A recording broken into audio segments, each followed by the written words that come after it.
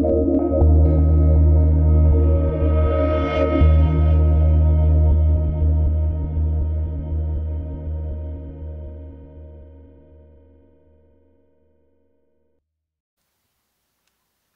de votre patience, bienvenue, re-bienvenue pour certains que je reconnais dans l'audience. La couleur au cœur du dessin, bon, voilà, il y a déjà une désistance, et non pas de la part du public, mais de la part des intervenants. Donc la couleur au sein du dessin, ou au cœur du dessin, avec donc deux artistes qui présenteront leur travail.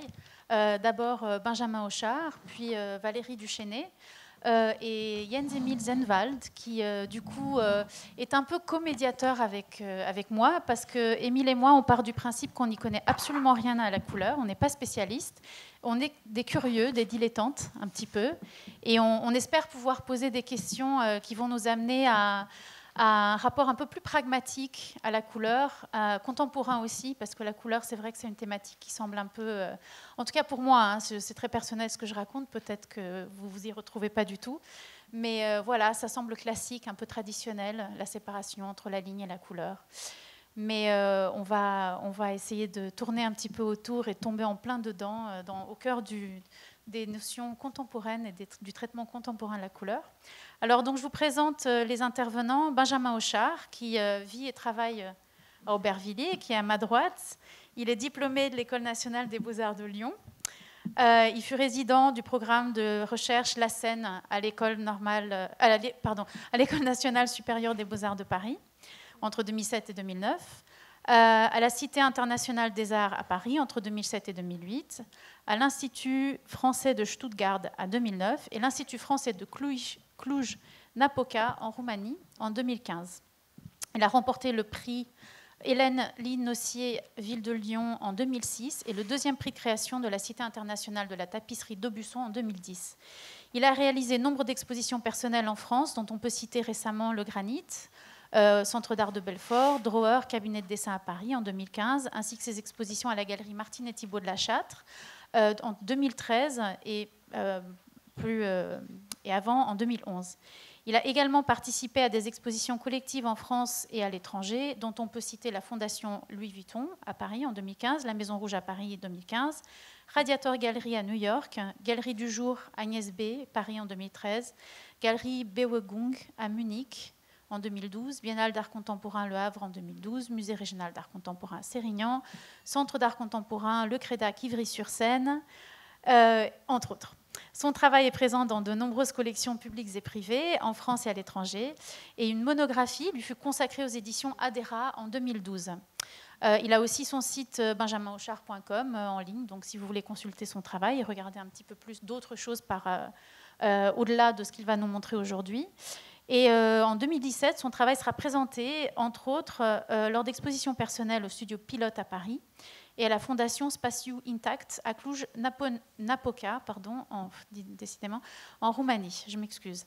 Donc, depuis 2010, Benjamin Auchard est aussi professeur à l'École supérieure d'arts et médias de Caen-Cherbourg. Donc, à ma droite aussi, un peu plus loin, Jens-Emil Zenwald, qui est critique d'art, enseignant et journaliste. Il s'intéresse particulièrement aux questions de la relation texte-image au dessin, à la notion de l'espace visuel, à la critique à l'âge numérique et généralement aux théories de la critique. Il est lauréat du prix AICA, félicitations, en 2016 pour, et je cite, la beauté de la langue, la façon dont le travail a été évoqué et la proximité avec le travail d'Agnès Geoffrey. Donc je viens d'apprendre que la façon d'avoir le prix AICA, c'est une espèce de performance avec une extension temporelle assez limitée. Et une des raisons pour lesquelles j'ai invité Émile, c'est aussi parce que c'est quelqu'un qui aime l'improvisation et qui aime réagir devant un public en tant que critique, ce qui est assez rare, et il le fait brillamment, donc aucune pression, hein, Émile, pour tout à l'heure. Donc il travaille pour différents journaux et revues, dont Kunstbulletin, Springerin, je m'excuse pour l'accent, Kunstzeitung, Weltkunst, Kunst und Auktionen, Die Zeit et Roven à Paris. Donc on collabore tous les deux avec Johanna Carrier et Marine Pagès de Roven. Ayant soutenu une thèse de doctorat à l'Université de Hambourg en 2012, il est actuellement professeur de philosophie à l'École supérieure d'art de Clermont Métropole. et est chargé de cours à la F+F Kunstschule à Zurich et à l'Université Paris 3 Sorbonne Nouvelle. Avec l'artiste et commissaire d'exposition Thierry Fournier, il co-dirige un laboratoire de recherche sur le devenir des formes d'exposition, Displays, au sein du programme NZAD Lab de l'École nationale supérieure des arts décoratifs. Il est propriétaire et directeur du Project Room parisien Café au Lit de 2000 à 2013. Il a mis en œuvre un grand nombre d'expositions, d'interventions artistiques et de débats publics par le biais de ce projet. Il est cofondateur du projet Transversal. Il a organisé colloques, tables rondes et publications par rapport aux formes de pensée des artistes et chercheurs en sciences humaines et sociales. Et ces publications récentes sont sur le site weiswald.com. Ensuite, à ma gauche, Valérie Duchesnay. Donc, elle vit et travaille à Coustouge, à l'Aude, on dit à l'Aude ? Dans l'Aude, pardon, Toulouse et Paris. Donc, après une formation construite au carrefour de l'art et de l'urbanisme par l'École nationale supérieure de beaux-arts de Paris et l'ENSAMA, École supérieure des arts appliqués et des métiers d'art, Olivier de Serres Paris, elle a développé un travail de couleur et de volume autour de la rencontre et de la confrontation avec l'autre et avec l'espace de sa représentation fondée sur les notions d'image et de lieu. Donc Valérie expose son travail en France et à l'étranger dans des expositions personnelles comme Mettre à plat, le cœur au ventre au Centre d'art Le BBB à Toulouse en 2016. Là-bas, il faut avoir un œil derrière le dos à Sigean, Le Lac, à Sigean en 2015.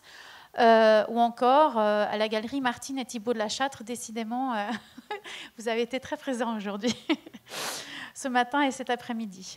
Donc elle a participé à un nombre d'expositions collectives à la galerie Podrome à Belgrade, à l'abbaye de Saint-André, Mémac, et à la collection au FRAC Languedoc-Roussillon, Moulin des Évêques à Agde, tout ça en 2016.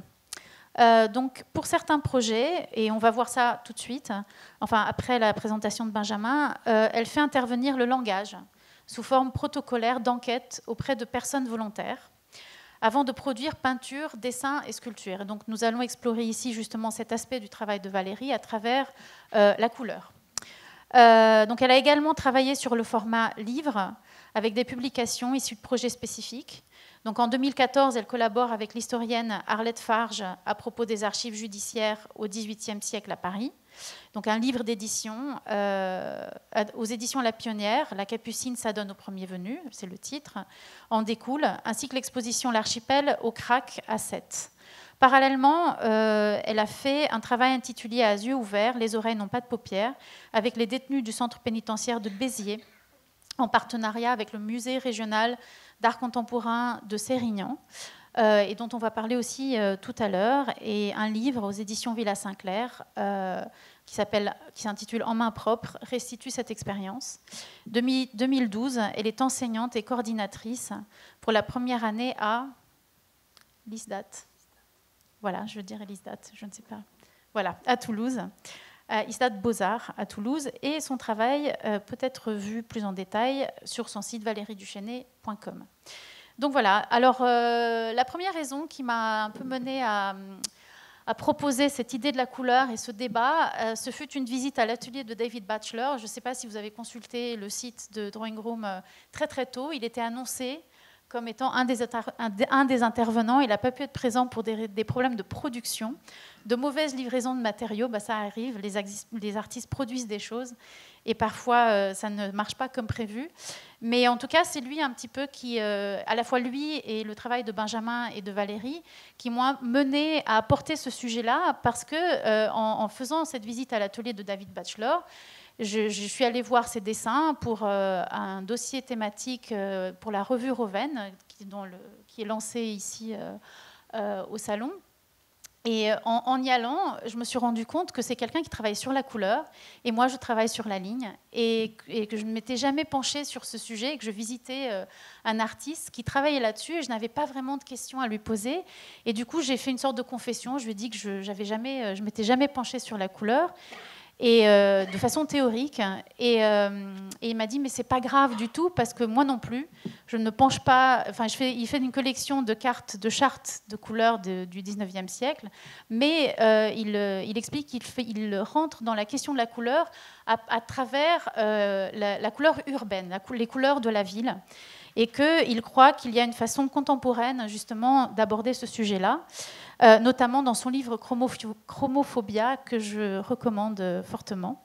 Et puis par ailleurs, donc l'autre raison pour laquelle il me semblait que c'était intéressant d'entrer dans cette notion-là de façon assez pragmatique, en rentrant dans le vif du sujet avec les projets de Valérie et de Benjamin, c'est qu'on a travaillé ensemble justement sur 2 projets qui ont eu à voir avec la couleur. Donc je me suis souvenue quand même que j'avais travaillé dessus et que ça a été passionnant et mystérieux en même temps. Il y a quelque chose justement qui est à la fois très attirant dans la pensée de la couleur et en même temps assez mystérieux et subjectif, de l'ordre du subjectif. Donc l'opposition entre la ligne et la couleur est traditionnelle. Donc des grands débats de l'Académie royale de peinture et de sculpture au XVIIIe siècle, au salon de Charles Baudelaire, enfin au compte-rendu des salons. Mais la ligne et la couleur n'est plus du tout ces partages paradigmatiques de l'art, notamment au sein de la peinture et du dessin. Il y a une foule d'éléments qui se sont collés justement autant à la ligne qu'à la couleur. Et David Batchelor écrit dans Chromophobia justement, par exemple, que nous sommes tombés du monde de la couleur dans celui de la ligne, de l'écriture et du langage. Donc, quand on parle de ligne, à partir des avant-gardes du XXe siècle, il y a des notions différentes qui commencent à se coller un petit peu, non seulement d'un point de vue théorique, mais surtout dans la pratique de l'art, le langage, la poésie graphique, etc. Et de l'autre côté, cette séparation donc entre ligne, objectivité, géométrie, mathématiques et couleur de l'autre côté avec singularité, texture, multiplicité, c'est peut-être justement un partage qui ne fait plus tellement sens. Bon, en tout cas, on va se questionner là-dessus aujourd'hui. Et puis, par ailleurs, une autre chose qui avait attiré mon attention en lisant Chromophobia de Batchelor, c'est qu'il fait la différence entre la couleur et les couleurs. Donc dans le dessin, la couleur se manifeste sous forme de couleurs au pluriel, ce qui veut dire matériaux, textures et outils de dessin multiples, ce qu'on verra tout particulièrement avec Benjamin. Donc, est-ce qu'un bleu Faber-Castell est différent des autres bleus, par exemple ? Est-ce que le bleu du feutre est le même que celui du pastel ?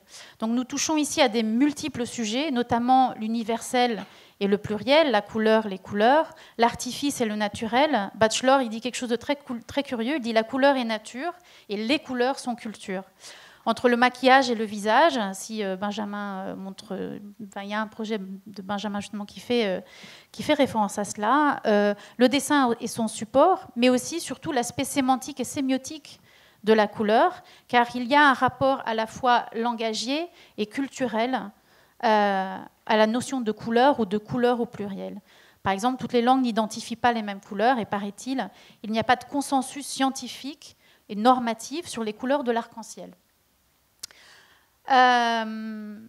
Donc voilà, je pense qu'il faut entrer dans le vif du sujet et peut-être inviter, j'ai déjà trop parlé je pense, et inviter Benjamin à montrer son travail et donc nous présenter certains projets qui nous permettront d'avancer un petit peu dans le sujet.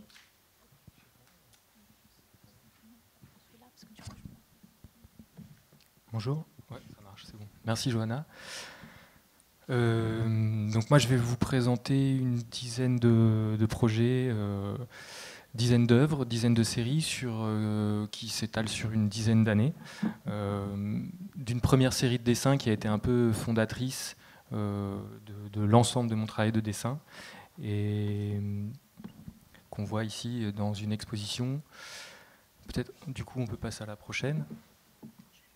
Cette série de dessins, en fait, c'est une série de 3, donc c'est une série courte quand même, qui date de 2007, qui s'appelle Dodécaphonie. Ça, c'est la première. C'est assez grand. Le format, c'est 180, je crois, 190. C'est assez vieux, donc je n'ai plus en tête les exactes mesures, mais si je ne dis pas de bêtises, 190 sur 110.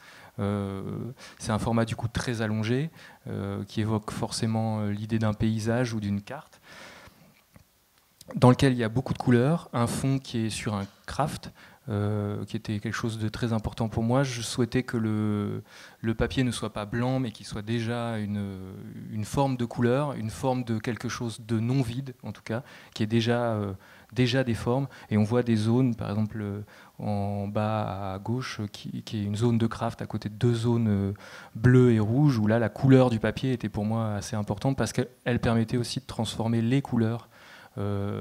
Et puis il y a une autre chose qui était assez évidente avec l'usage de ce papier, c'était aussi qu'il y avait le blanc qui devenait quelque chose de très vif, qui est très électrique comme ça. Je pense qu'on voit que le blanc apparaît fortement, et donc le blanc était aussi une couleur, et pas un vide. Peut-être on peut passer à la deuxième. Voilà, dodécaphonie 2.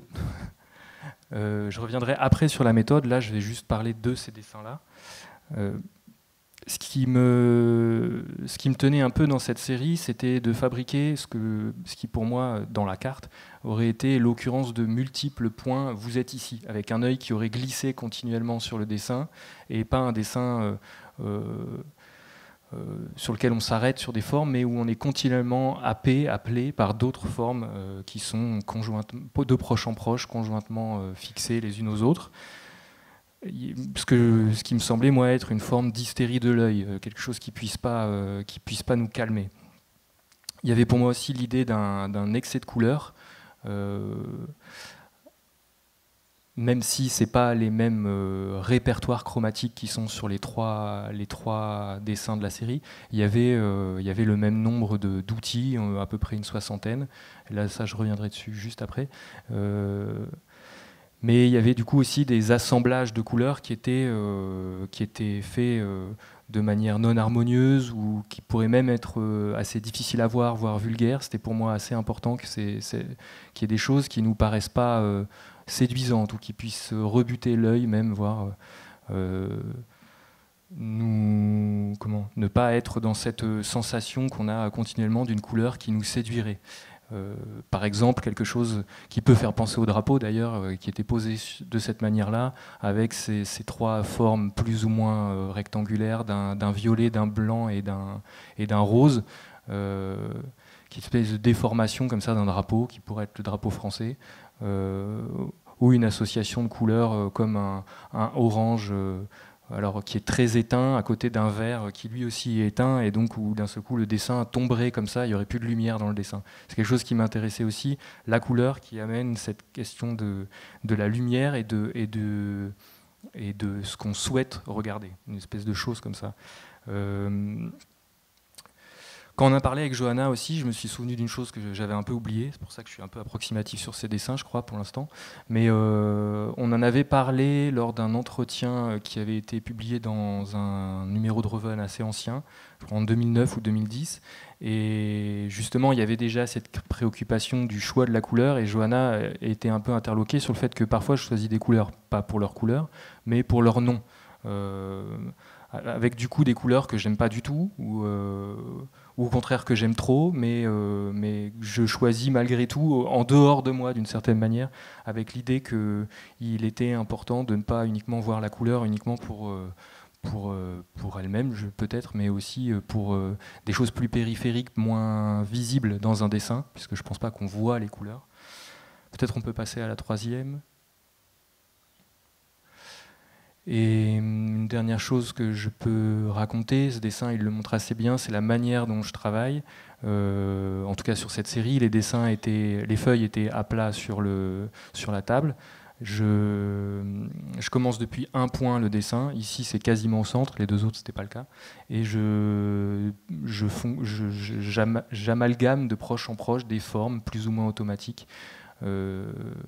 Au fur et à mesure du dessin, mais je dessine pas d'un point à l'autre. C'est-à-dire que le dessin a une croissance qui lui est un peu, qui est quasi organique, en tout cas, qui est comme une sorte de champignon, quoi, ou de mousse. Donc quelque chose comme ça, d'un peu sur lesquels, après les premières décisions, j'ai de moins en moins de décisions. Alors, en apparence, en fait, c'est un peu faux, évidemment, et peut-être on peut passer à la prochaine.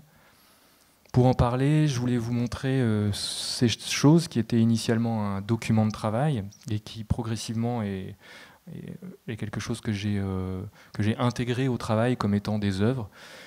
C'est le tout premier, il est le répertoire de la toute première dodécaphonie, et on voit un peu voilà, comment je fonctionne, c'est-à-dire qu'en fait je choisis un certain nombre d'outils de dessin qui vont si je prends dans l'ordre, un Posca, un marqueur, un bic, un feutre, un autre marqueur, un feutre de dessin, des surligneurs, un pastel. Voilà, j'utilise, j'ai un stock assez important de différents outils, de différents types. J'en choisis un certain nombre, je les mets dans un certain ordre, plus ou moins aléatoire. Le premier, j'ai pris les outils et puis je les ai laissés tomber et ça a été leur ordre, je les ai remis droit. Je les pose sur un plateau dont on voit à peu près la trace ici. Et ensuite, quand je travaille le dessin, je prends le premier jusqu'au dernier, sans rechoisir l'ordre. Je les utilise les uns après les autres. Et je fais un premier tour de ce répertoire, puis je reviens au début pour un deuxième tour, en accumulant des formes qui sont plus ou moins automatiques.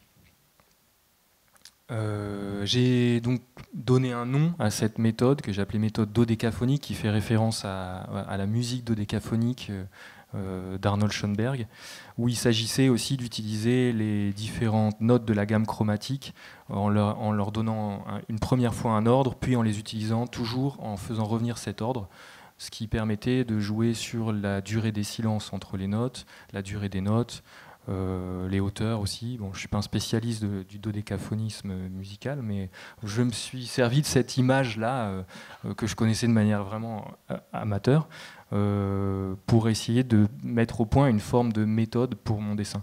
Maintenant, c'est une méthode que j'utilise quasiment pour toutes les séries. Au départ, elle était quasiment l'objet du dessin, c'est-à-dire que le processus, le titre donner le titre au dessin, dodécaphonie 1, 2, 3, la méthode était dodécaphonique. Maintenant, c'est quelque chose qui a une structure, qui est sous-jacente au dessin et qui a plus ou moins d'importance suivant les séries. Pour moi aussi, il s'agissait d'être dans une chose assez paradoxale, c'est-à-dire que du coup, ayant les outils de dessin dans un ordre, ayant les couleurs dans l'ordre, ne les redécidant pas, j'avais l'impression que je pouvais me concentrer sur l'apparition du dessin. Quelque chose qui me permettait d'avoir plus de sujet, mais juste de regarder comment une forme apparaissait, comment un dessin apparaissait, comment des couleurs pouvaient se rencontrer l'une l'autre. Évidemment, il y avait quand même des gestes qui se répétaient, et puis des histoires, des formes qui commençaient à apparaître progressivement. Il y avait aussi pour moi l'idée de mettre en jeu l'opposition déjà entre le dessin, qui pourrait être le dessin avec le EIN justement, qui est une forme de processus, et la couleur, ou ce qui pourrait être la forme, puisqu'il y avait cette opposition forte entre dessin qui serait la ligne, l'intelligence de la main, quelque chose de constant et qui tiendrait du langage. Alors c'était un peu un hasard d'ailleurs, hein. J'ai écrit ce premier répertoire uniquement dans un objectif d'être un outil de travail. J'avais besoin de conserver l'ordre des outils parce que je me déplaçais. Donc je les remettais régulièrement dans un sac et j'avais besoin de retrouver cet ordre. Il se trouve que j'ai choisi une feuille qui était une feuille de salle d'exposition où il y avait un texte. Et malgré tout, cette présence du langage dans mon premier répertoire me semble assez pertinente, même si c'était très inconscient, et d'autant plus que je ne mets pas le texte dans le bon sens du répertoire. Donc il est là quand même, malgré tout, en arrière-plan, pour fabriquer cette espèce de cohérence entre ce qui était pour moi le processus, la ligne, l'intelligence de la main, donc la technique, une chose qui serait constante et qui serait de l'ordre du langage, et la couleur, cette autre manière de faire du dessin, qui relèverait plus de ce qu'on peut en dire, c'est-à-dire une forme de sensation, une couleur qui serait changeante, puisqu'effectivement on ne les voit pas tous de la même manière, puisqu'on utilise des expressions qui sont du genre de les goûts et les couleurs, donc des choses qui ne se discutent pas parce qu'on peut pas en discuter, ou qui seraient de l'ordre de l'humeur. Oui, pardon, je vais avancer, du coup. On n'a pas beaucoup de temps. Ouais, pardon. Donc voilà, ça c'était le répertoire réétudié avec un code pour une autre série de dessins, pour vous montrer comme ça le fonctionnement. Donc là, sur ce répertoire, il y a le nom des couleurs ou est-ce qu'il y a déjà le nom des outils? Non, il y a le nom des outils. Ouais. Il n'y a pas le nom des couleurs. Voilà. Donc c'est le nom ça des dépend. outils que tu utilises. Oui, c'est le nom des outils. Donc le nom du stylo finalement. Voilà. On voit et sa ici il y a le nom des couleurs. Posca jaune gros, Pro marqueur rouge, Posca rouge. On fait plein de pubs, c'est super. Pro marqueur vert, marqueur feutre fin. Donc dire ça, Faber-Castell parce que c'est le sponsor de, c'est le sponsor il y a de des Drawing Now. Faber-Castell, mais ils sont trop loin. Voilà. Passons du coup. Je voulais juste montrer aussi une chose un peu différente du coup, puisqu'on est un peu dans le dessin sans y être. C'est une série de sculptures de 51 sculptures, qui sont des tiges métalliques, donc a priori à peu près noires, couleur métallique en tout cas, sur lesquelles il y a des petits dés de céramique. Ça s'appelle Section, ça date de 2010. Et ce qui m'intéressait, c'était de montrer une sorte de ligne de dessin qui serait échappée de la feuille, qui se pose dans l'espace d'exposition, qu'on peut déplacer, qui est plus ou moins faite sur des références de taille à l'échelle d'un corps, c'est-à-dire qu'il y en a à 90, il y en a à 2,26 m, qui était la dimension corbuséenne du haut de la main, enfin voilà, des choses comme ça que j'ai réutilisées, et qui permettaient de poser des lignes dans l'espace d'exposition, qui permettaient de scander aussi l'exposition d'une forme de dessin en volume. Et puis peut-être on peut passer à la prochaine, où il y avait voilà, sur ces lignes en même temps des discontinuités qui étaient ces formes plus ou moins géométriques, assez irrégulières, des dés en céramique colorés, que je faisais de manière aléatoire. Ces mélanges, j'avais défini une gamme de couleurs, j'utilisais les émaux, et je mélangeais les émaux directement sur mes mains, et je secouais les dés dans les mains, je les jetais dans des bacs d'émaux comme on aurait jeté des dés, et apparaissaient des mélanges chromatiques, encore une fois, pas forcément choisis, évidents, et des mélanges aléatoires. Peut-être on passe à la prochaine. Voilà, encore un répertoire. Peut-être j'ai mis juste celui-là pour montrer aussi qu'il y a un répertoire un peu plus... Donc, lui date de 2011-2012. Et surtout, on voit que progressivement, à chaque outil de dessin, à chaque matériau, j'assignais une forme de geste, un type de geste. Peut-être on peut passer à la prochaine pour voir la série. Si je peux avoir la prochaine image, s'il vous plaît. Ah, merci. Et voici les dessins qui sortaient de ce répertoire. C'est une série qui s'appelle Blink, que j'avais choisi en référence un peu dissimulée. Ça faisait un peu sorte de prénom, c'était un peu une référence à Blinky Palermo et à l'idée de formes colorées qui justement se poseraient dans l'espace que serait le musée ou la galerie, et que ces formes viendraient activer l'espace, comme on pourrait marcher. Voilà, donc c'est pour ça qu'il y avait ces papiers colorés aussi qui étaient des formes plus ou moins grandes derrière le dessin qui était fait sur calque. Le format c'est 90 sur 120 environ. Et ces dessins pouvaient s'accrocher dans les 4 sens. Je les fabriquais toujours donc à plat, et voilà, il y avait toujours cette idée qu'ils pouvaient du coup aussi s'adapter à l'espace d'exposition, s'adapter au mur en fonction de la manière dont je souhaitais que le déplacement dans l'espace soit convoqué, soit amené. Blink, ça voulait dire aussi évidemment clignoter. C'était pour moi assez important, qui est à la fois ce lien à Blinky Palermo et puis ce terme d'un dessin qu'on a du mal à saisir ou qu'on saisit que par intermittence, ce qui faisait un peu un rappel aux premières dodécaphonies, et qui permettait toujours d'évoquer cette manière de passer d'une forme à l'autre. Peut-être on peut passer du coup aux autres images. Voici un autre dessin de la série. Et donc cette série qui en fait a permis de... Enfin, j'ai fait 3 dessins Blink, les 3 premiers de la série ont été en fait ces dessins qui ont servi à faire la tapisserie, donc pour lequel j'avais eu un prix en 2010. Les tapisseries ont été finies en 2012. On voit la première est terminée, il y a l'ourlet. Et les 2 autres, c'était le jour de la tombée de métier à la manufacture qui l'a fait. Donc on a coupé les fils de chaîne, c'est ça qui pend comme ça, qui est assez beau en fait aussi. C'est pour ça aussi qu'il y a ces lignes comme ça qui passent à des endroits du dessin. C'était le métier sur lesquels elles sont roulées. Peut-être on peut voir après, voilà, et les 3 finis comme ça. Il y avait aussi toujours cette idée de l'espace, puisque, bon ça c'est un détail, dans les 3 tapisseries, elles sont aussi, comme les dessins, peuvent être accrochées ensemble, séparément, c'est pas un triptyque, c'est un ensemble de 3. Elles peuvent être accrochées ensemble séparément dans les 4 sens. Donc elles sont parfois montrées les 3 l'une au-dessus de l'autre, les 3 l'une à côté de l'autre, une seule.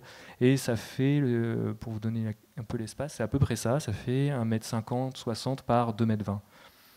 Voilà, donc à peu près ce que je pense vous avez sous les yeux, ce qui est pas mal. Je les ai jamais vus les trois comme ça ensemble.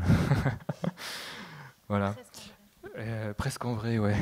Et des détails. Il y avait aussi un enjeu pour moi assez intéressant avec la question de la tapisserie. Enfin, c'était un peu ce qui me tenait dans ce projet. C'était quelque chose qui m'intéressait depuis très longtemps, la question du tissage. Si vous pouvez juste revenir, ouais, voilà, merci. C'était aussi que malgré que du coup tout ce travail d'outils différents qui contiennent des choses très précises comme des marqueurs très fins, donc il y a une ligne très précise, ou des choses qui sont de l'encre, comme on voit cette grosse forme noire, cette grosse forme bleue ou le fragment jaune, qui sont des encres, et du coup il fallait interpréter quelque chose qui est tout à fait ininterprétable en dessin, enfin, en tapisserie. Du coup, il y avait tout ce travail de traduction quasiment d'un dessin en un autre, avec un langage très très simple qui était un point unique. Là où moi, j'utilise au moins une soixantaine d'outils différents pour un dessin. Voilà, je trouvais ça assez intéressant de travailler avec cette limite-là et de voir comment garder une espèce de profondeur et un dessin qui se montre dans un espace, qui a pour ambition d'activer un espace, alors que justement le dessin va se retrouver réduit à un point et un fil de coton. Si on peut passer juste au projet d'après, c'est un travail de lithographie qui a été réalisé à l'Urdla, qui est un lieu de résidence à Villeurbanne, lieu d'estampes et d'édition contemporaine.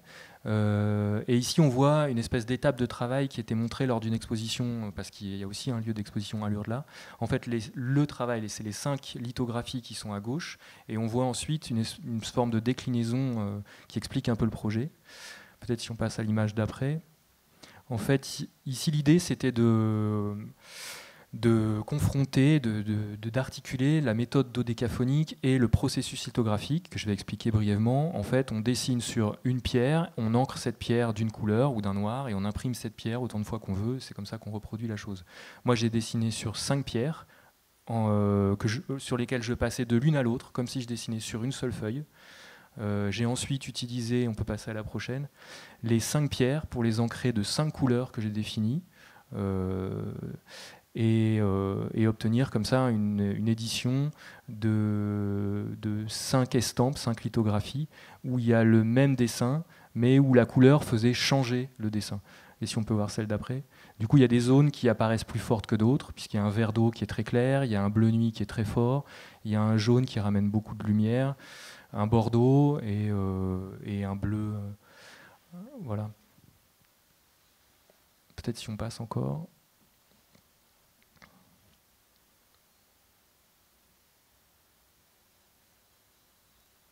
Voilà, évidemment, ça fabrique le même dessin, mais à chaque fois différent.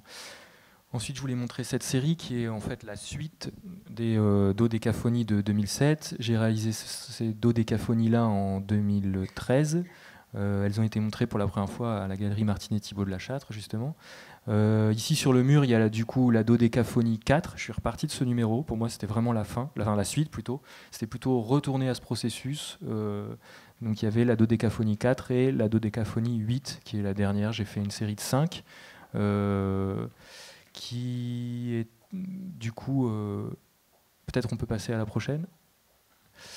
Voilà, donc il y a toujours cet assemblage de formes, de gestes, de couleurs très, comment je dirais, à la fois, je pense, assez séduisant et en même temps assez violent, je pense. Enfin, pour moi, c'était un peu de refaire les dodécaphonies, mais après essai nucléaire. Il y avait vraiment cette volonté-là. C'est pour ça qu'il y a des couleurs très acides, des verts très francs, des zones très blanches. Voilà, il s'agissait encore une fois de jouer sur cette question d'une couleur qui soit à la fois séduisante et à la fois très dure, très acide. Peut-être passer du coup, voilà, la prochaine. Et puis il y avait aussi quand même 6 ans qui s'étaient passés entre ces premières séries puis sa suite, on va dire. Et là, pour moi, il s'agissait aussi de montrer un ensemble de choses, c'est-à-dire que derrière le travail, il y a plein d'images qui sont toujours convoquées, il y a plein de références, évidemment, comme tous les artistes, je pense. Du coup, il y avait pour moi cette idée de montrer une forme de récit en une seule image, comme si j'avais avalé une somme de bandes dessinées dont je vais recracher toutes les cases en même temps, comme s'il y avait une somme d'images qui avait été imprimée sur ma rétine et que je les remettais projetés en même temps, tout ensemble, dans une espèce d'agglomérat apocalyptique sur un format de dessin. Si on passe à la suivante, du coup... Il faut commencer à aller un petit peu plus vite. Ouais, je pense. j'ai bientôt fini. T'as beaucoup d'images là? Ça va aller, ça va aller. Du coup, ça, c'est sur le mur d'en face. Si on passe à celle d'après... Il y avait... ça, je suis là. Donc c'est la série Elle dont parlait Johanna brièvement tout à l'heure. Si on passe celle d'après, qui sont en fait donc des dessins, c'est très grand, hein, c'est beaucoup plus petit que ça, mais c'est des dessins que j'ai commencé en 2014 et 2015, qui sont en fait des pages du magazine Elle que je déchire, que je passe au gesso, et je redessine à l'endroit de la page avec un répertoire de pastels, dont je recouvre totalement le visage, le fond. Il ne reste plus que ces cheveux qui deviennent plus ou moins abstraits, d'ailleurs, qui font des formes plus ou moins abstraites. Si on peut passer encore après. Et l'idée là-dessus, sur ce travail, c'était de montrer comme ça une espèce d'invasion de la couleur, d'une chose qui serait plus reconnaissable, plus tout à fait, où il n'y avait qu'une seule chose qui était reconnaissable, si on passe à celle d'après, qui est en l'occurrence une chevelure, un corps qui serait sorti du nommable, donc du langage, encore une fois, de l'identifiable d'une certaine manière, qu'il reste encore, parce qu'on reconnaît quand même que c'est des cheveux, on peut reconnaître des formes, des visages malgré tout en creux, et donc quelque chose qui toucherait à la question du monstrueux. Pour moi, il y avait là aussi l'idée de dépasser, de fabriquer des formes de surface qui nous renvoient à nous-mêmes, si on passe encore à une autre. Voilà, avec ça qui est un format PLV de publicité de cosmétiques, on voit juste 2 petits yeux au centre, qui nous renvoie à cette idée d'un masque qui nous regarde et qui échapperait à la promesse d'un idéal de bon goût. C'était une chose qui me tenait un peu dans cette série, si on passe encore. Et, voilà, avec des supports publicitaires qui du coup devenaient des espèces en même temps d'élégie à la couleur un peu dionysiaque comme ça, parce que c'est, je pense, assez séduisant aussi de se retrouver dans cette espèce de paravent qui nous prend totalement, et puis en même temps d'un visage qui est devenu un peu étrange. Et si on passe à la suite... Alors c'est un projet de 2015 qui s'appelle Carnaval, donc, qui montre cette face blanche et puis qui laisse apparaître de la lumière et son dos. Si on peut passer à celle d'après. Voilà, celle encore après, du coup, pour voir ce que cette lumière, voilà, où en fait il y a juste un assemblage de 2 vidéos qui sont pour moi juste des captations. La première qui est en format vertical, c'est un tissu de Sonia Delaunay que j'ai un peu piraté en filmant le système de monstration du musée d'art moderne lors de la rétrospective qui faisait tourner les tissus comme ça. Donc ça défile et on a une espèce de face qui est le tissu de Sonia Delaunay qui défile. Et à côté, une autre vidéo pirate d'une salle d'attente où j'ai filmé une petite fille qui jouait au Rubik's Cube et qui serait en train de manipuler une forme de théorie de la couleur, à la fois issue d'un jeu de culture populaire.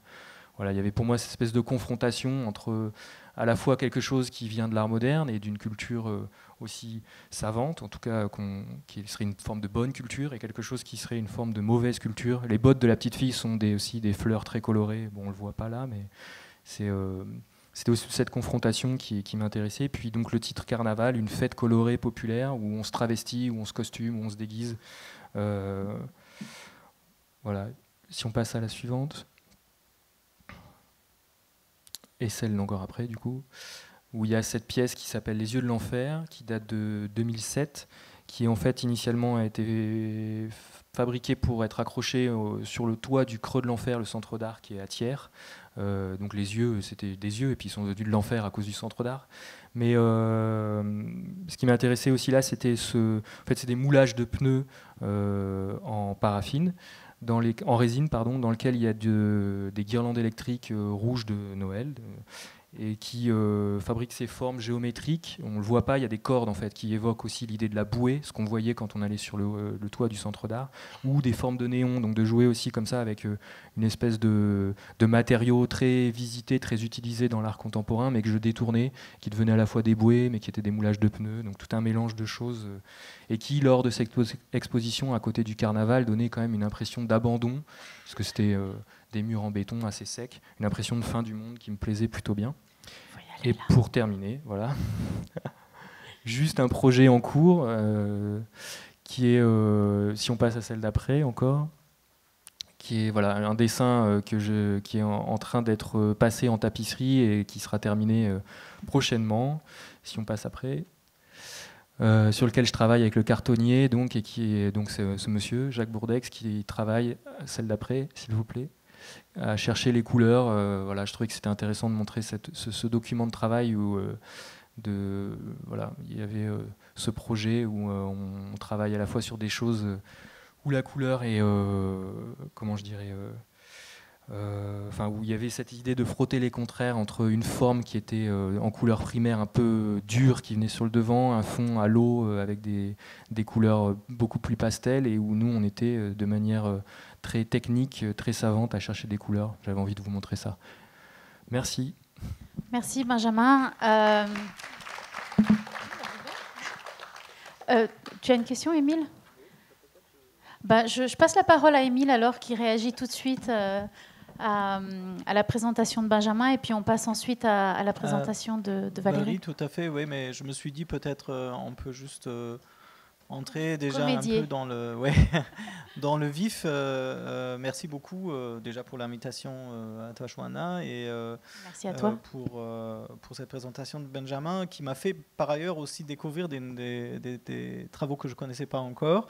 Par contre, je connais des travaux beaucoup plus anciens.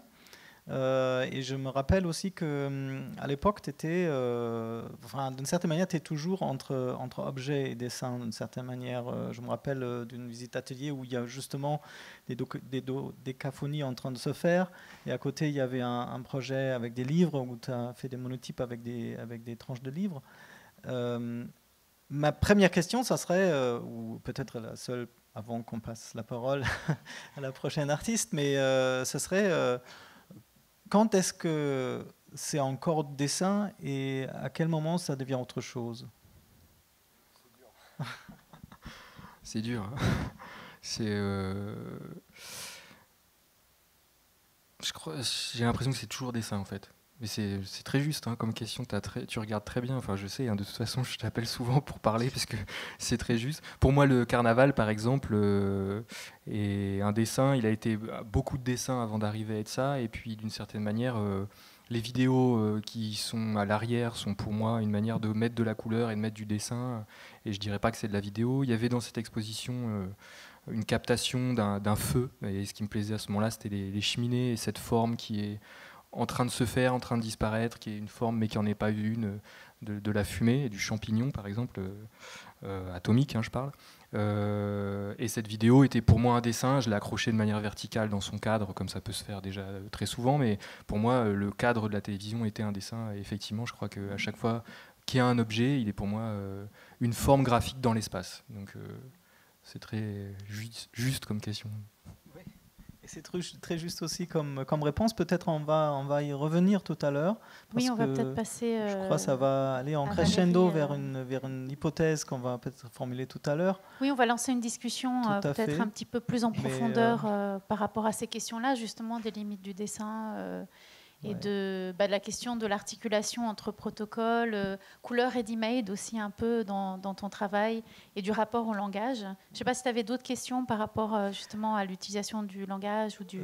Je crois qu'on va y arriver tout à l'heure, mais je ne peux pas m'empêcher quand même d'amener ma petite citation que je t'ai envoyée aussi en amont, parce que tu me disais, quand on est dilettante, tu l'as redit devant tout le monde, c'est embarrassant. Désolée, mais il faut quand même rappeler que le mot dilettante avait...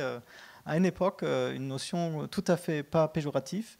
Et là, je l'utilise au sens très positif. Oui, en fait, comment dire, je rebondis de mes racines allemandes pour citer notre cher Johann Wolfgang Goethe, qui justement dans la Traité des couleurs, dans l'épilogue en 1810, a écrit « Tout comme pour certaines raisons l'artiste devrait honorer le dilettante, il s'impose d'autant plus pour des sujets scientifiques que l'amateur est capable de faire des choses réjouissantes et utiles. » Donc voilà, tout comme pour dire, nous en tant que dilettantes, et parce que toi tu l'as aussi utilisé, de dire que tu étais un peu amateur par rapport à la musique dodécaphonique, je crois ça ouvre d'autres pistes qui sont surtout c'est extrêmement pertinent justement. Par rapport au travail de Valérie, qu'elle va nous présenter maintenant. C'est une Voilà. articulation parfaite, Émile, comme toujours, parce que justement Valérie rentre dans ce territoire d'essayer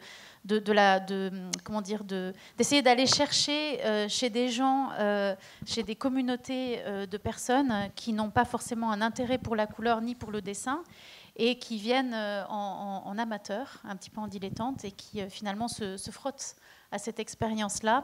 Donc voilà, je vous invite maintenant à découvrir le travail de Valérie. Alors, donc bonjour.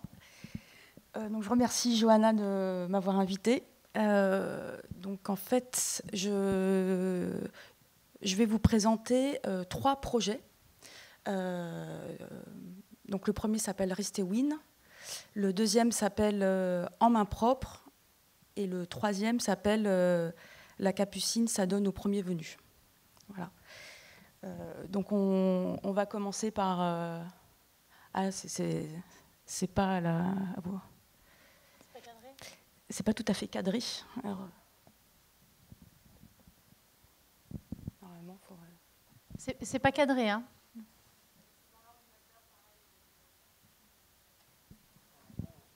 C'est un PDF? Qu'est-ce que c'est? Je m'excuse pour ce petit aparté technique.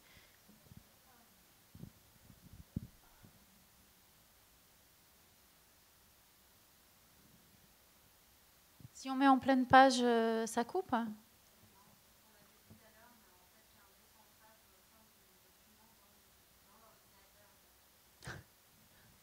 Bon, bah, on va faire avec.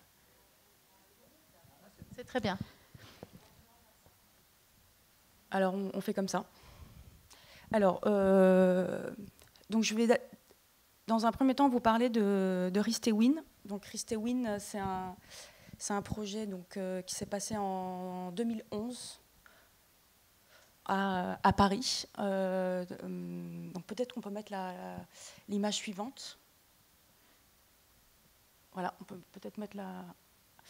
Donc voilà, donc en 2011, j'ai été invitée par la structure Orange Rouge à travailler avec Johanna aussi, où je me suis retrouvée dans une classe, dans une école dans le 10e arrondissement, d'enfants en échec scolaire. Donc ils avaient autour de 14 ans et ils avaient eu un choc émotionnel assez jeune qui a fait qu'en fait ils ont eu un décalage comme ça petit à petit.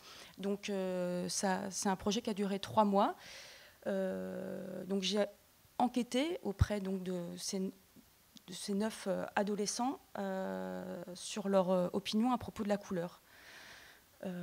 Donc j'ai à partir de là fait des entretiens enregistrés et on a fait aussi un travail en sérigraphie, donc d'un objet, d'un multiple que vous avez sur la table alors ou alors tu le déballes. Ah oui. Donc bien sûr.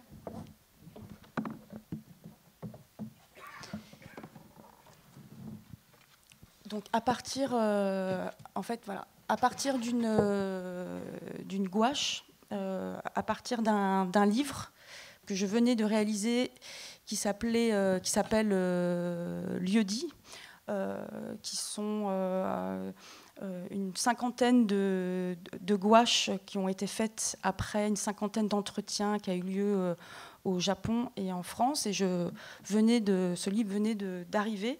Et j'ai abordé en fait la question de la couleur avec les adolescents, tout simplement en leur montrant le livre et en leur demandant en fait déjà de décrire ce qu'ils voyaient. Et après, je leur posais toutes sortes de questions, ce qu'ils pensaient sur la couleur aujourd'hui.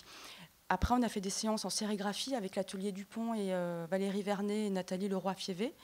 Et on a en fait créé un multiple qui, à partir d'une gouache, donc à partir d'une image en 2D, qui est là.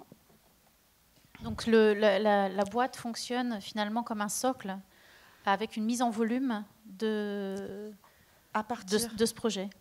Oui, on peut les sortir un par un.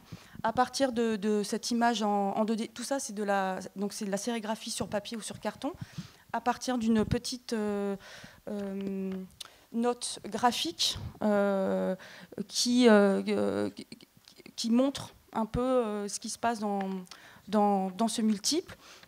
Toute personne peut décider en fait de fabriquer ou de refaire ce volume, parce qu'il y a pratiquement le même nombre de papiers, et en même temps peut aussi décider de faire autre chose que de refaire cette forme. Donc à chaque fois, ce sont des papiers qui sont sérigraphiés. Chaque couleur a été fabriquée pour l'occasion, et il y a 2 couleurs supplémentaires de papier supplémentaire de gris qui permet voilà, de surrelever ou de faire flotter la forme. Donc moi, ce que je voulais aussi par rapport à ce projet, juste vous lire quelques extraits, parce que dans ce multiple, tout est important au même niveau, et aussi les entretiens que j'ai faits avec ces adolescents ont été retranscrits dans ce petit livret avec une couverture sérigraphiée.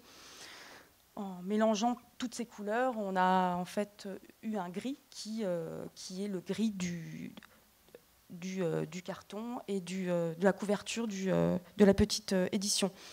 Aussi, Ristewin, c'est tout simplement en fait les initiales en fait des prénoms des adolescents que j'ai mélangés et qui a donné ce nouveau mot qui s'appelle Ristewin. Voilà.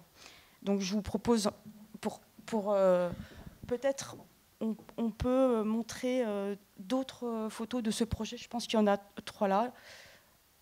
Voilà. Voilà, donc ça c'est les études et les croquis qui m'ont permis de penser à ce projet en amont. Après, on peut faire encore la suivante. Voilà, ça c'est le dessin préparatoire de cette forme devant vous, avec les numéros qui correspondent aux couleurs, et qui aussi m'a permis de faire le typon en sérigraphie. Et là, on peut remettre celle d'avant. Et donc là, je vous propose de vous faire une petite lecture de quelques extraits des opinions sur la couleur de ces adolescents. Donc je vais juste commencer par vous lire l'amorce. Alors, lors de la première rencontre avec les 9 élèves, je leur ai proposé de se présenter à tour de rôle en leur posant comme question qu'est-ce qu'ils faisaient en dehors de l'école, s'ils avaient des couleurs qu'ils préféraient à d'autres. Rapidement, les élèves m'ont surpris par leurs réponses. Un élève, par exemple, disait qu'il préférait la couleur verte et la couleur rouge lorsqu'elles étaient l'une à côté de l'autre. Je lui ai demandé de préciser sa pensée. La voisine de cet élève a répondu « pastèque ». Il y a eu un flottement et tout d'un coup, j'ai compris. Quand on coupe une pastèque, les 2 couleurs apparaissent l'une à côté de l'autre. L'élève était satisfait de cette réponse tout en souriant. L'ensemble de la classe a ri de ce décalage tout en réalisant la justesse de ce qui venait de se passer. À partir de là, j'ai commencé à mettre en place des entretiens individuels en leur demandant leur avis sur la couleur en général et en particulier.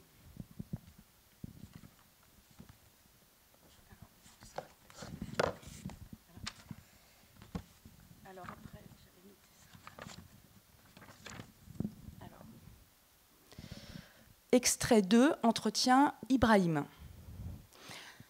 Est-ce qu'il y a des couleurs qui te font rire ?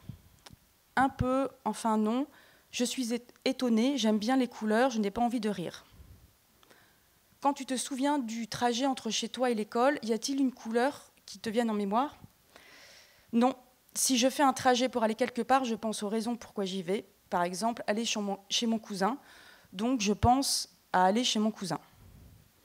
Et tu ne penses pas du tout aux couleurs ? Non. Et à quel moment tu penses aux couleurs ? Quand je joue au foot, parce que la balle, j'aime le blanc et le noir sur la balle, et ça peut me porter chance.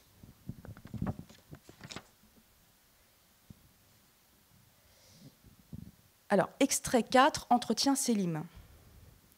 Pourquoi le blanc est proche de toi ? C'est une couleur que je commence à aimer. J'aime bien le blanc, blanc cassé, le bleu, bleu dragé, dans ces couleurs un peu claires. Donc j'aime ce qui est clair, mais les couleurs foncées, ce n'est pas pour moi du tout. Est-ce qu'il y a des couleurs qui te font rire? Le jaune canard, par exemple. Parce que quand je trouve ça dans un pull, je trouve que c'est un peu horrible. Je ne comprends pas comment les gens peuvent porter ça. Pourquoi tu n'aimes pas trop le jaune? C'est la couleur de la lune. Je n'aime pas trop le jaune clair parce que ça ne rentre pas dans ma tête. Je préfère les couleurs vives. Après, peut-être un dernier. Voilà, un dernier. Alors, extrait 9, entretien Wilfried. Comment étaient les statues au musée du Louvre? C'étaient les dieux grecs, Apollon. Quelles étaient leurs couleurs? C'était normal, des couleurs normales.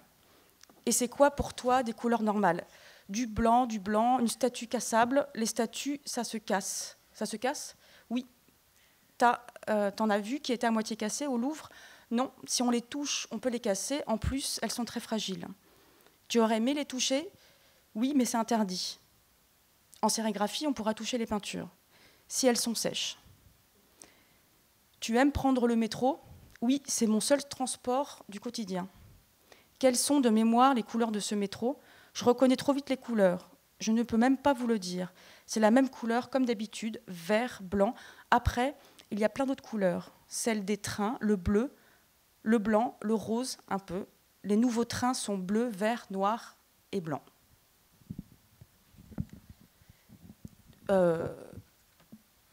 Donc voilà, je vous propose de passer au deuxième projet. Juste une précision, je ne sais pas si tu l'as dit, c'est peut-être moi qui ne fais pas attention assez. Mais les couleurs du coup de ce projet-là, les couleurs des sérigraphiés sur le papier, c'est les couleurs que tu as obtenues au fil des conversations avec chacun des élèves. Alors certaines, oui, parce que je demandais à chaque fois aux adolescents de choisir un morceau du nuancier que j'avais apporté et qui était découpable. Et puis parfois, ça venait de moi, donc c'est un mélange. Donc là, je vous propose de passer au deuxième projet. Donc c'est en main propre. Et, ce projet il date de 2015, de 2014 et 2015. On peut... Alors, donc ce projet a eu plusieurs étapes. Donc il y a un sous-titre, hein, c'est en main propre autour de la couleur, rencontre avec des détenus.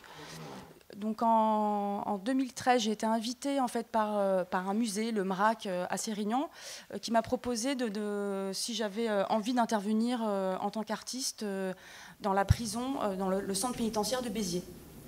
Donc, depuis quelque temps, j'avais un désir en fait de faire un travail dans un centre pénitentiaire, de rencontrer des détenus. Donc j'ai dit oui. Et voilà, la première question qui m'est venue en fait par rapport à ce projet-là, c'est donner la parole donc à un groupe de détenus. Donc c'était vraiment la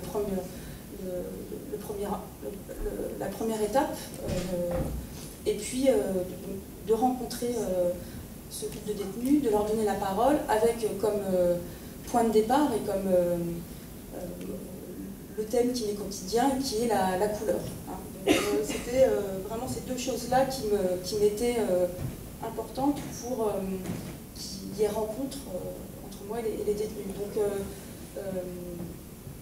après, il y a eu plusieurs étapes parce que c'est assez compliqué de rentrer dans une prison, d'arriver jusqu'à la salle d'activité, d'arriver dans la salle d'activité qui est des détenus, parce que parfois il peut y avoir personne, parce qu'ils ne sont pas forcément autorisés à sortir de leur cellule facilement. Donc quand je me suis retrouvée après, donc j'ai fait pendant 2 années de suite 10 séances, 10 interventions, et quelques semaines avant de commencer la première intervention, en fait, étant donné que je suis aussi enseignante aux Beaux-Arts de Toulouse, il y a un fonds ancien qui est assez important. Et en discutant avec Anne Jourdain, la conservatrice, en préparant des cours et en réfléchissant à mon projet, en fait, on est tombé sur donc là, on peut changer la... Voilà, on est tombé en fait sur un traité de la couleur qui date de 1913 de Rosenthal, qui, entre autres, dans ce traité, il y avait tout un travail de toupie polychrome. Et je me suis dit que c'était un beau moyen en fait de faire une rencontre avec un groupe qui n'a pas l'habitude de parler de la couleur par ces toupies, parce que on peint ces toupies avec des couleurs différentes et en les faisant tourner, en fait, les couleurs changent. Voilà. Donc c'était l'entrée en matière. Donc j'ai fait fabriquer une vingtaine de toupies en bois de 10 cm de diamètre. J'en ai fait une première série peinte, donc je vous en ai ramené une, voilà, ça tient dans la main.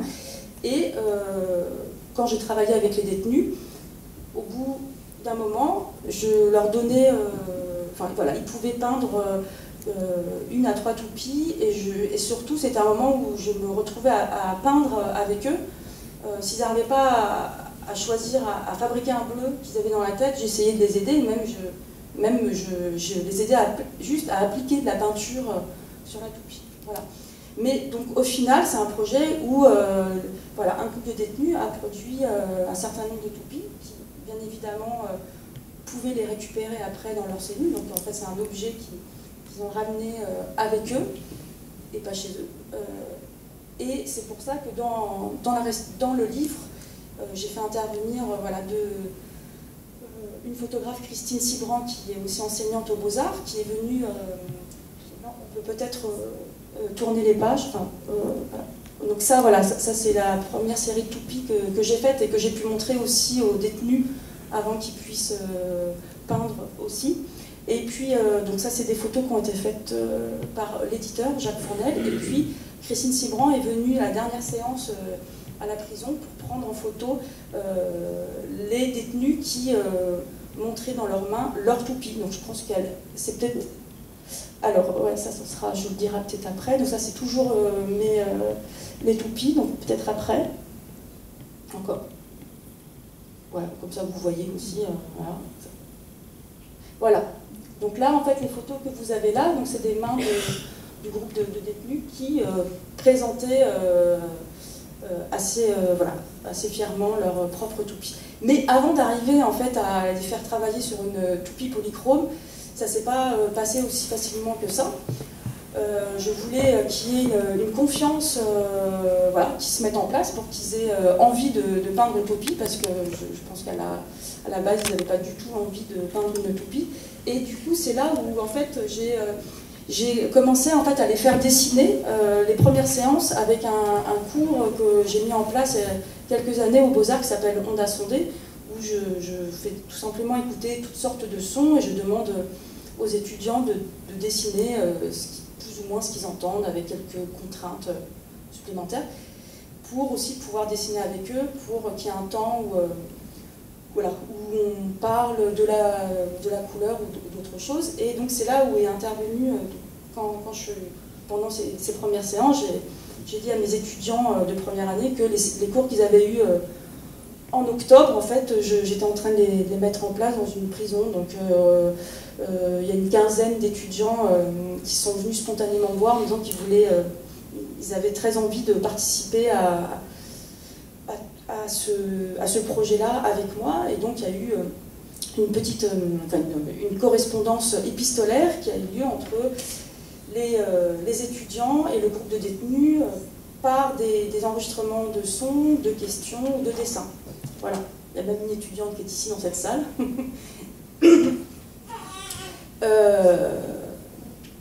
Voilà, et aussi, et donc du coup, voilà, j'en viens, ce qui s'est aussi passé, c'est que pourquoi, dans le livre, du coup, il y a les photos des toupies, les photos du livre de la théorie de la couleur, et aussi qui prend presque donc une série de dessins que vous avez vus, qui s'appelle En attendant les détenus, Donc entre chaque séance, je produisais des gouaches en attendant tout simplement les détenus pour me concentrer et en reproduisant des images de toupies que j'allais faire ou qui étaient faites.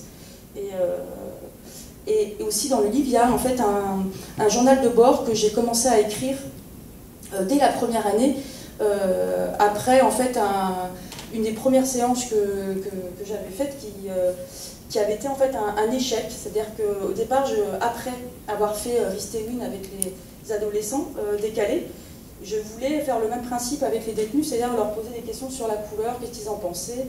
Sauf que c'était en fait je me retrouvais avec, au lieu d'avoir une personne en face de moi, j'en avais 6, et puis c'était et puis le contexte était quand même un peu serré, c'était un contexte plutôt fermé. Et donc ça marchait pas du tout. Donc là, en discutant avec des amis, je me suis dit en fait qu'il fallait peut-être que j'écrive mes sensations qui découlaient de toutes ces séances. Donc moi je vous propose, pour finir de parler de ce projet, de vous lire quelques extraits du journal de bord pour que vous compreniez l'humeur de ce qui s'est passé.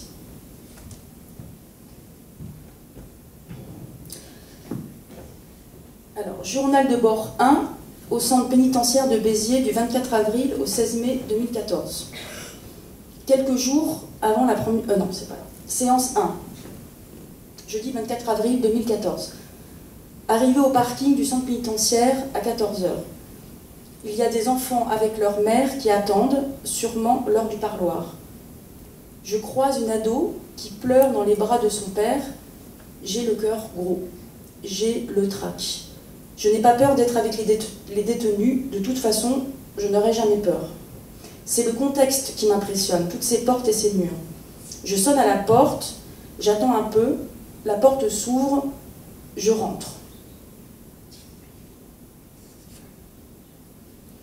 Séance 2, vendredi 25 avril 2014. Je suis en avance, je m'arrête sur une aire d'autoroute pour prendre un café. Je sors avec le café pour fumer une cigarette. Je pose mon café sur une poubelle rouge. Et le café tombe. Il y a un vent de dingue. J'ai mangé une petite quiche, vraiment pas très fine. J'arrive à 14h, au SAS, avec ma caisse verte.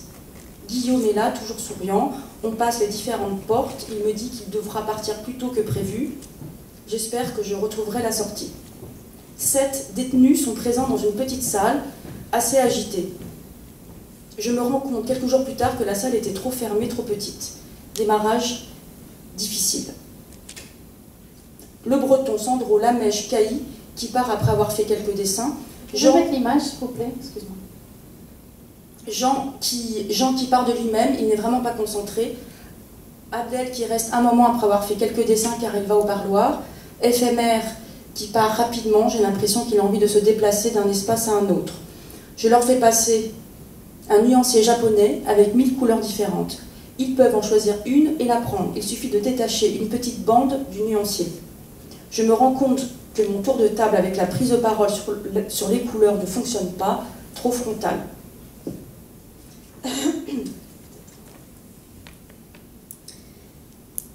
Séance 5, mardi 6 mai 2014. Du vent avec des éclaircies, 17 degrés. J'ai mis un gilet à rayures jaunes et blanches.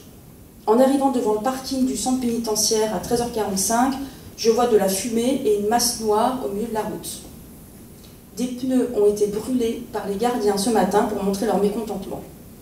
Une échelle est posée sur le grillage, faisant le tour de l'enceinte.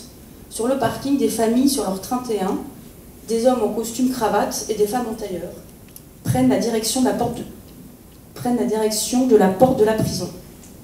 J'arrive dans le sas et j'attends Guillaume qui ne vient pas. Il a eu un contretemps. Forcément, c'est désagréable d'attendre en prison. Mieux vaut être dans l'action. Je croise les gardiens qui reviennent de leur grève, ils rient. J'ai croisé la directrice adjointe qui prend de mes nouvelles et me souhaite une bonne séance. En principe, les détenus pourront ramener leur toupie dans leur cellule à la fin des ateliers. À chaque début de séance, je leur dis que je suis contente de passer ce moment avec eux. J'arrive dans le bâtiment G. Les gardiens n'ont pas eu la liste des détenus. Du coup, aucun n'est arrivé. Les premiers, Sandro et le breton, me disent « c'était la croix et la bannière. Quand les détenus ont une activité l'après-midi, pour pouvoir sortir de leur cellule, ils doivent mettre un drapeau, petit papier blanc à glisser sur le côté de la porte pour que le gardien s'arrête devant la porte. En traversant la prison, il y avait un bruit de fond semblable à une rumeur de voix, brouhaha venant de la promenade. Je me suis mise à dessiner à côté des deux détenus. Moment très agréable, il faut que je dessine une grenouille. Peut-être je vais enchaîner avec le troisième projet. On enchaîne avec le troisième. On t'écouterait pendant tout l'après-midi, c'est dommage, mais vous pouvez commander le livre. Voilà. Les photos que vous avez vues des toupies ont été aussi montrées dans le cadre d'une exposition personnelle au Centre d'art Le BBB à Toulouse. Du coup, on a construit une table exprès où était posée donc, ma série de toupies et où toute personne pouvait les faire tourner et voir comment les couleurs changeaient. Donc là, je vous propose en fait de vous parler d'un dernier projet, voilà, qui s'appelle La Capucine s'adonne au premier venu. Donc ça c'était en main propre, aux éditions la Pionnière. Alors ce projet il date de 2014. Ce qui est assez intéressant, c'est ce projet a duré 3 mois et c'était au moment où je commençais le projet en main propre au centre pénitentiaire de Béziers. Le projet La Capucine s'adonne au premier venu. En fait, c'est une collaboration avec Arlette Farge, qui est une historienne spécialisée des archives judiciaires du XVIIIe siècle à Paris et qui a travaillé entre autres avec Michel Foucault dans les années 70 et 80. Et c'est une personne que je connais depuis 2002, où l'avait fait un entretien radiophonique à France Culture à propos d'une série de dessins qui s'appelait Rio de Janeiro, voilà, qui est édité par la Fondation 30 km par seconde à Barcelone. Et en 2014, lors d'une rencontre avec Arlette, en fait,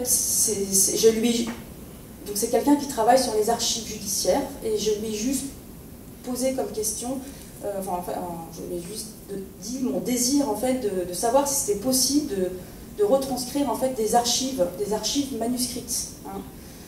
Et à partir de là, on a décidé en fait de travailler ensemble. Donc c'est vraiment un projet de 4 mois où on a passé juste 3 jours aux archives de l'Arsenal à regarder en fait des archives judiciaires qui dataient un petit peu avant la Révolution française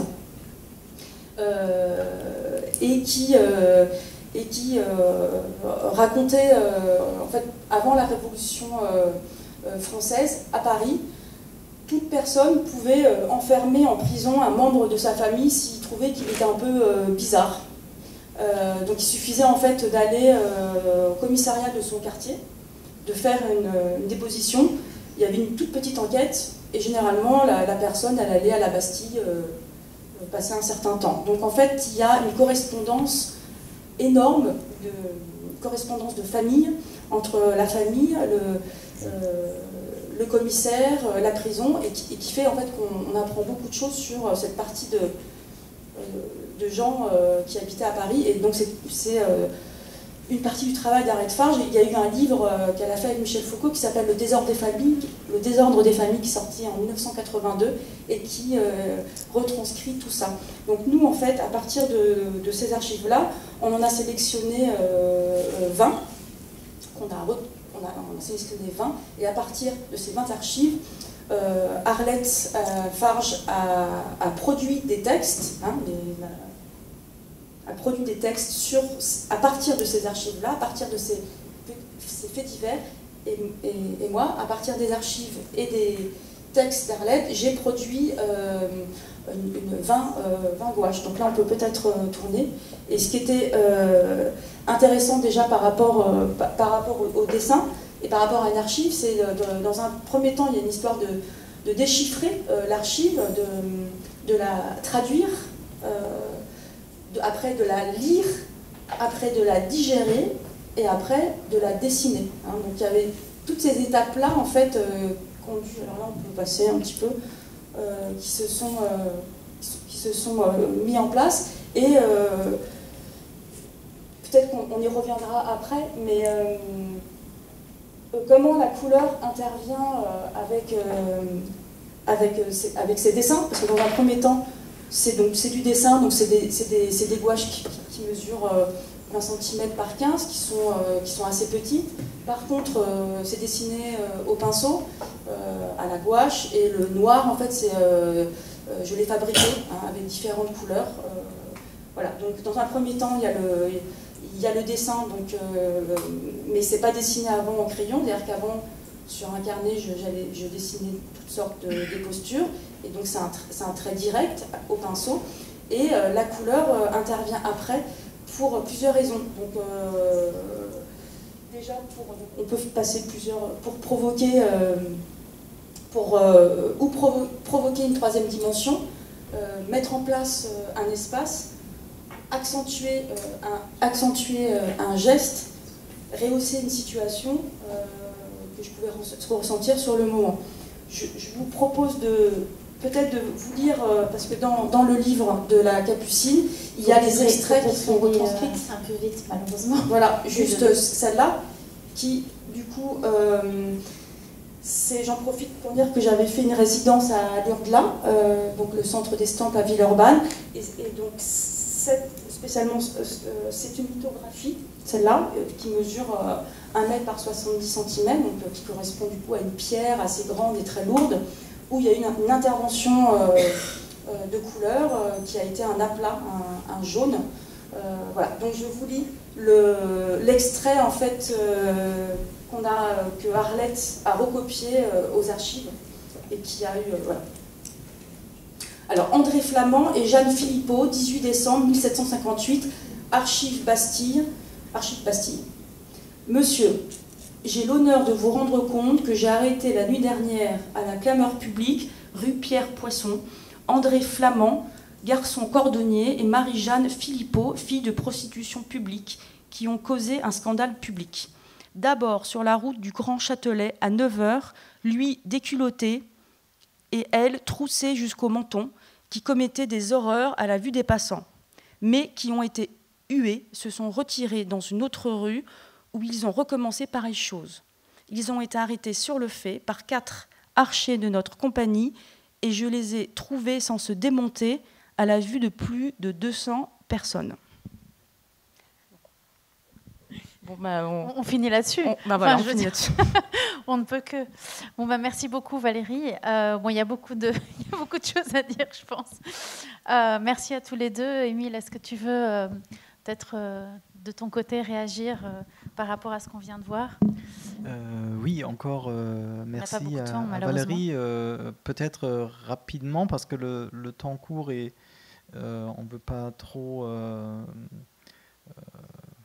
abuser de notre public très attentif. Merci à vous aussi. Ce que je remarque, et là on pourrait faire aussi un lien entre le travail de Benjamin et celui de Valérie, c'est qu'il me semble qu'il y a un lien fort entre l'utilisation de la couleur et une relation à l'espace. Tandis que j'ai l'impression que chez toi, Valérie, la couleur, elle joue un rôle important, notamment pas forcément pour dessiner des liens, mais pour mettre en route des pratiques qui pourraient créer des liens entre des personnes. Donc je dirais presque que le dessin qui se fait, c'est quelque chose d'invisible, c'est quelque chose qui se passe par le relationnel, par la mise en évidence des liens. Alors oui, bien sûr, mais après, elle peut aussi avoir un lien avec l'espace, parce que, par exemple, pour la suite de la Capucine, ça donne au premier venu. Je me suis posé la question de qu'est-ce que c'est est-ce que la couleur, comment on retranscrit la couleur des archives? Qu'est-ce que c'est la couleur des archives en essayant de sortir du côté papier délavé, de ce qu'on peut imaginer d'un stéréotype d'une couleur de papier d'archives. Et donc c'est vrai que c'était l'image, juste l'image d'après, justement pour parler de l'espace, où je me suis retrouvée dans le cadre d'une exposition collective au CRAC à Sète, qui s'appelait l'Archipel, de en fait produire 2 grandes peintures murales qui faisaient 10 mètres sur un mur de 10 mètres par 6, d'une forme assez flottante qui partait en fait de ces volumes d'archives, parce que les papiers étaient dans une boîte qui se dépliait, une boîte verte, et d'essayer de retrouver des couleurs du papier et en même temps des couleurs des histoires qu'il y avait dans les archives. Donc il y avait en fait un mélange entre les couleurs les aplats qu'on pouvait trouver dans les dessins de la Capucine et en même temps les couleurs des archives, et ça formait du coup une forme assez flottante et sur un... Peut-être qu'on peut juste la mettre... on pourrait juste... On peut mettre l'image qui normalement viendrait à la suite. Voilà. Et donc, mais par contre, de ce qu'on a montré là, s'il vous plaît. Mais par contre, le lien visible avec le dessin et les relations entre les gens, bien évidemment, ça fait partie d'un tout, et c'est aussi important. Oui, Benjamin, il a utilisé tout à l'heure la notion d'activer l'espace. Voilà. Et après, vous pouvez dérouler quelques images, mais on s'en... Merci. Voilà, on le voit là. Je trouve également, par ailleurs, assez intéressant le lien entre dessin en ligne, donc dessin on pourrait dire dessin de construction, et oui, parce que le dessin sur le mur dans l'espace, la peinture sur le mur. Mais ce que je voulais, là où je voulais aussi rebondir, c'est justement cette notion d'activer l'espace. En fait, tu l'as utilisé à plusieurs reprises, et il me semble que cette activation de l'espace, elle se passe pas seulement par voie visuelle, mais elle se passe aussi par une activation du spectateur, par une activation de... Là, tu parlais de l'œil hystérique, donc une activation de l'œil, mais pas que. En fait, là, je vais rappeler un projet où j'avais l'honneur de travailler avec toi. C'était un livre qui a été publié suite à justement cette résidence à Stuttgart. Et puis, c'est un livre qu'on peut activer. Là, je vais pas le montrer en détail, mais on peut l'ouvrir et on peut déplier ce qui est à l'intérieur, et on peut le superposer. Donc, ça rappelle encore la boîte qu'on a vue. Donc, cette activation de l'espace, c'est aussi une activation du spectateur qui du coup, devient plus qu'un spectateur. Il devient presque... Et là, c'est la question, est-ce qu'il intègre du coup le dessin, ou est-ce qu'il active le spectateur, le lecteur, celui qui est... Oui, le regardeur, pour citer du champ. Est-ce qu'il intègre? Est-ce qu'il devient partie du dessin? On a vu d'autres photos aussi tout à l'heure de Benjamin où on voit le spectateur devant la pièce. Ici, c'est l'espace qui englobe. Du coup, il a imprégné, et puis... Déjà avec le fait que pour les toupies, pour l'exposition mettre à plat le cœur au ventre, j'aurais pu mettre les toupies dans une vitrine, j'aurais pu les mettre sur une étagère, et elles étaient vraiment à une hauteur de table de billard. J'ai mis des gants blancs pour que les gens puissent assez rapidement manipuler. Donc, ou même quand je... Oui. Quand je fais le travail qui s'appelle les absorbeuses de pierre peinte et que je mets dans l'eau, et un plongeur avec un masque et un tuba peut s'imprégner en touchant la pierre. C'est drôle, si je puis me permettre, dans les deux, évidemment il y a une démarche très différente chez toi que par rapport à celle de Benjamin, mais c'est vrai qu'on dirait qu'il y a 2 moments à chaque fois. Chez toi, avec cette idée de ce répertoire de gestes et de couleurs, et puis finalement la production du dessin et le moment où le spectateur découvre le dessin, et puis chez toi il y a cette double regardeur, finalement cet activateur qui est participateur, qui est collaborateur presque, et puis ensuite l'expérience du résultat de cette collaboration peut-être entre toi et les outils du dessin, et toi et les outils du dessin comme moyen de communication. Et en fait, je voulais vous poser la question à vous deux, est-ce que la couleur est un vocabulaire, ou est-ce que, au contraire, le vocabulaire est une couleur? Quelle horreur, c'est horrible comme question. C'est une espèce de miroir, mais bon. Quel rapport au langage, en fait? Parce qu'il y a un côté d'au-delà du langage, mais il y a un côté de communication aussi que je trouve assez paradoxal dans vos deux travaux. Peut-être Benjamin, toi? Je réfléchis. Valérie? La couleur, c'est un langage, forcément. C'est pour ça que dans les 3 projets que je vous ai présentés, je commence à essayer de rencontrer la personne ou le groupe qui est en face de moi par le biais de la couleur, parce que c'est quotidien, parce que j'y pense assez souvent, je fais des remarques, les couleurs, elles sont nommées, mais elles peuvent être renommées. Enfin, et puis toute personne peut, même si c'est assez compliqué, peut avoir forcément une opinion sur la couleur, et on en parle tout le temps. Et, moi, par rapport à ce que tu disais, Émile, aussi, sur la question de l'activation, il y a un petit lien du coup qui se fait. Là, il me fallait juste le temps de réflexion. Et du coup, pour moi, c'est une question de perception. Et je pense que la couleur, c'est une question de perception. Quand je dis activer l'espace, c'est en fait par rapport aux tapisseries, par exemple, qu'on a pu voir quasiment à la taille réelle. Vous avez vu, dans le public, vous avez eu une perception très lointaine. Nous, déjà un peu plus proche. Si on se rapprochait, on pouvait voir encore des détails.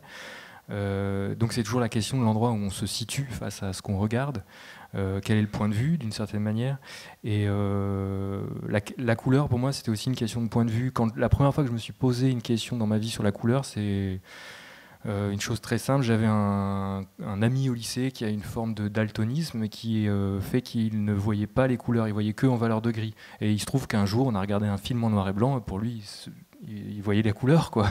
Donc pour moi c'était très étrange.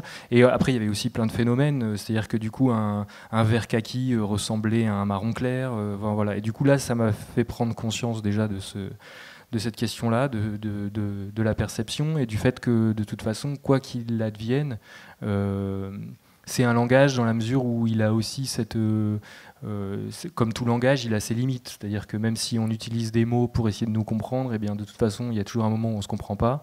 Et même si on utilise des termes pour définir des couleurs, eh bien, en fait, on ne voit pas exactement les mêmes.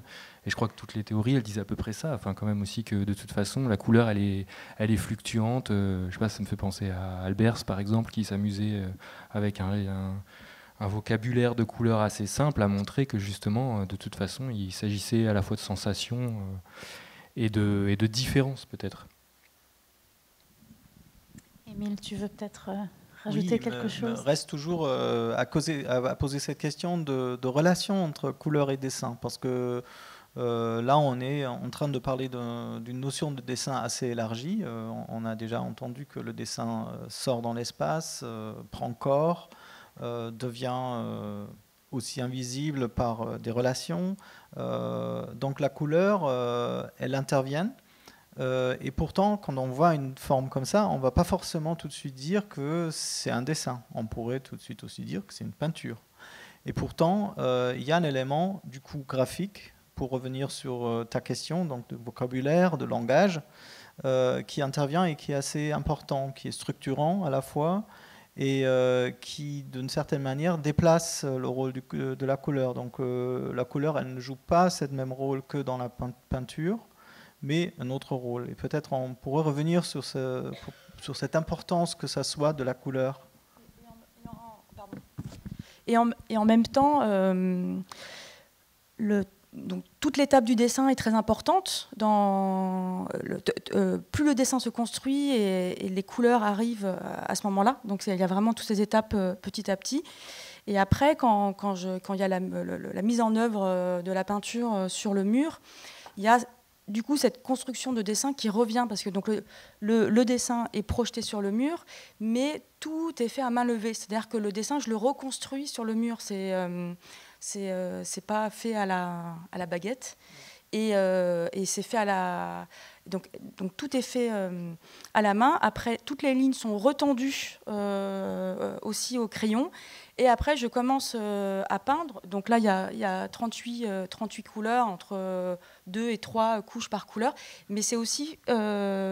c'est pas, la peinture est faite au pinceau, à main levée. Donc il n'y a aucun scotch pour faire ces peintures murales. C'est tout à main levée. Donc il y a aussi le trait, le rapport aussi avec le dessin et le côté aussi très physique et de concentration pour essayer d'avoir la main la plus détendue possible pour avoir l'aplat le plus tendu possible. Oui, bon, le gestuel, on pourrait aussi l'associer à la peinture, mais je crois qu'il y a aussi quelque chose encore une fois, de l'ordre structurel qui joue un rôle.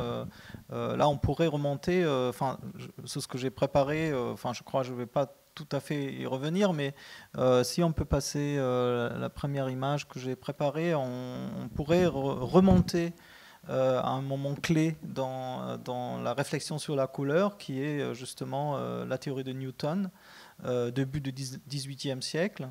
Et ce que m'a frappé en me penchant sur les représentations de cette théorie, c'est... il y a Goethe, bon, non, enfin... On passe Goethe. Ah oui, bah là c'est là. Voilà, attends. Ouais, très bien. C'est que dans son explication de la couleur, qu'est-ce qu'on voit ? On ne voit pas la couleur, on voit justement un dessin.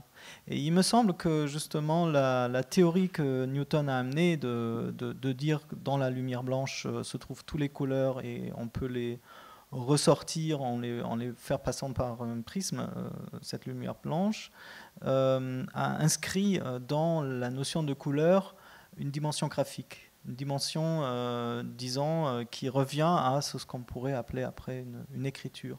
Une écriture dans le sens graphique et chiffré, une mathématique de couleurs, quelque chose à laquelle, il y avait beaucoup de critiques par rapport à ça. Et c'est donc bien sûr pas pour rien que vous avez vu Goethe en amont, mais même avant, il y avait des démarches à penser la couleur autrement.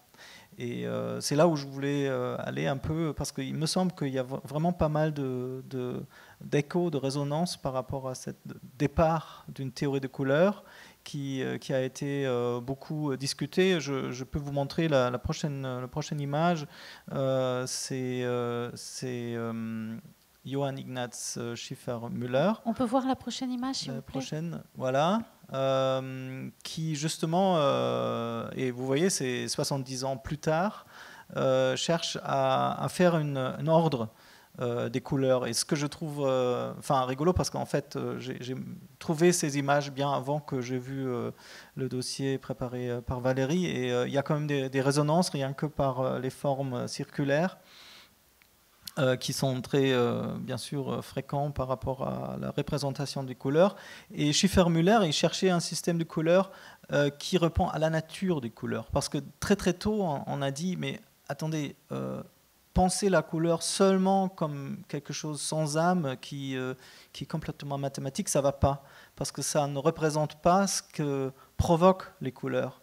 Et c'est ce que je trouve frappant dans vos deux démarches, c'est vraiment un traitement de la couleur à travers d'une pratique du dessin qui appuie beaucoup sur cette dimension. Toi, tu disais, il y a sensation aux couleurs, sur cette dimension, disons, sensuelle de la couleur.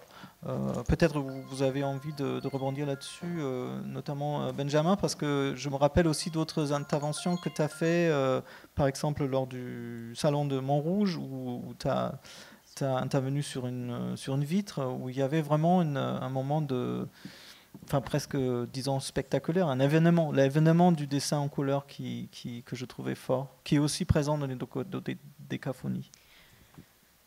Je suis désolée, mais ça va être la dernière question, parce que j'ai l'impression qu'on déborde largement sur le temps de la prochaine conférence. Donc, on va peut-être laisser Benjamin répondre, justement, et du coup, devoir clore cette conversation. Mais je sais pas quoi dire. Tu voulais que je termine en fait. Je voulais tous crever. Non, mais je vais me répéter, donc je crois, oui, la couleur elle est changeante. Je vais redire ce que j'ai dit avant, je crois en fait. Bon, on est fatigué. En tout cas, merci beaucoup de votre patience et d'avoir tenu jusqu'au bout. Et merci à Benjamin, merci à Émile et à Valérie. C'était vraiment passionnant. Merci à vous, merci à toi. Et c'était très généreux de votre part. Merci beaucoup.